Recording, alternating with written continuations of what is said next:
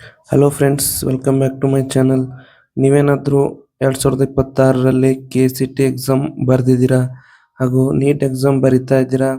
ನಿಮಗೆ K C ಟಿಯಲ್ಲಿ ಅಷ್ಟೇನು ಚೆನ್ನಾಗಿ ಮಾರ್ಕ್ಸ್ ಬಂದಿಲ್ಲ, ನಮಗೆ ವೆಟರ್ನರಿ ಕೂಡ ಸಿಗುವ ಚಾನ್ಸಸ್ ಇಲ್ಲ ಅಂತ ಅಂದ್ಕೊಂಡಿದ್ದೀರಾ ಹಾಗೂ ನೀಟಲ್ಲಿ ಅಷ್ಟೇನು ಚೆನ್ನಾಗಿ ಮಾರ್ಕ್ಸ್ ಬರ್ತಾ ಇಲ್ಲ, ಪ್ರಿಪ್ರೇಷನ್ ಚೆನ್ನಾಗಿ ಆಗ್ತಾ ಇಲ್ಲ ಅನ್ನೋರಿಗೆ ನಾನೊಂದು ಕೋರ್ಸ್ನ ಸಜೆಸ್ಟ್ ಮಾಡ್ತೀನಿ. ವಿಡಿಯೋನ ಕೊನೆ ತನಕ ನೋಡಿ. ನೀವೇನಾದರೂ ನಮ್ಮ ಚಾನಲ್ನ ಮೊದಲನೇ ಸಲ ನೋಡ್ತಾ ಇದ್ರೆ ಚಾನಲ್ನ ಸಬ್ಸ್ಕ್ರೈಬ್ ಮಾಡಿ. ವಿಡಿಯೋ ಥಂಬ್ನೇಲ್ ನೋಡಿ ನಿಮಗೆ ಆಲ್ರೆಡಿ ಗೊತ್ತಾಗಿರ್ಬೋದು ಯಾವ ಕೋರ್ಸ್ ಅಂತ.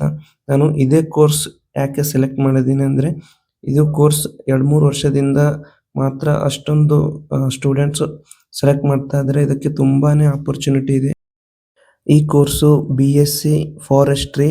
ಕರ್ನಾಟಕದಲ್ಲಿ ತುಂಬಾ ಲಿಮಿಟೆಡ್ ಕಾಲೇಜಸ್ ಇವೆ.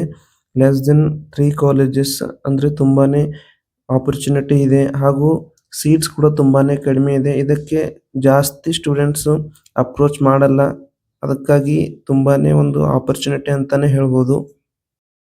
ಬಹಳ students medical, veterinary, agriculture, engineer ಅಂತ ಕೋರ್ಸನ್ನು ಸೆಲೆಕ್ಟ್ ಮಾಡ್ತಾರೆ.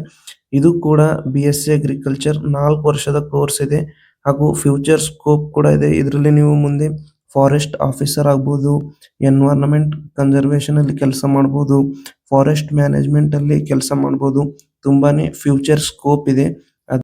ಇನ್ನು ಈ ಕೋರ್ಸ್ಗೆ ಹೇಗೆ ಅಡ್ಮಿಷನ್ ತಗೋಬೇಕು ಅಂತ ನೋಡೋದಾದ್ರೆ, ಇದು ಕೂಡ KCT ಅಲ್ಲೇ ಬರುವ ಒಂದು ಕೋರ್ಸ್ ಇದೆ. ಇದಕ್ಕೆ ನೀವು KCT ಬರೆದು ಅಡ್ಮಿಷನ್ ತಗೋಬಹುದು ಅಥವಾ ಅಗ್ರಿಕಲ್ಚರ್ ಪ್ರಾಕ್ಟಿಕಲ್ ಎಕ್ಸಾಮ್ ಬರೆದು ನಿಮ್ಮ ರ್ಯಾಂಕ್ ಚೆನ್ನಾಗಿದ್ರೆ ನೀವು ಇಲ್ಲಿ ಸೀಟನ್ನು ತಗೋಬಹುದು. ಎರಡು ಕೂಡ ಆಪ್ಷನ್ ಇದೆ.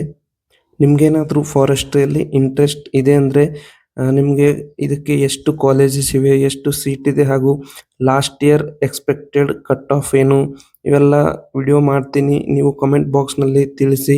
ಹಾಗೆ ನೀವೇನಾದರೂ ನಮ್ಮ ಚಾನಲ್ನ ಮೊದಲನೇ ಸಲ ನೋಡ್ತಾ ಇದ್ರೆ ಸಬ್ಸ್ಕ್ರೈಬ್ ಮಾಡಿ ಹಾಗೂ ನಿಮ್ಮ ಫ್ರೆಂಡ್ಸ್ ಯಾರಾದರೂ ಇಂಟ್ರೆಸ್ಟೆಡ್ ಇದ್ದರೆ ಅವರಿಗೆ ಈ ವಿಡಿಯೋನ ಸೆಂಡ್ ಮಾಡಿ.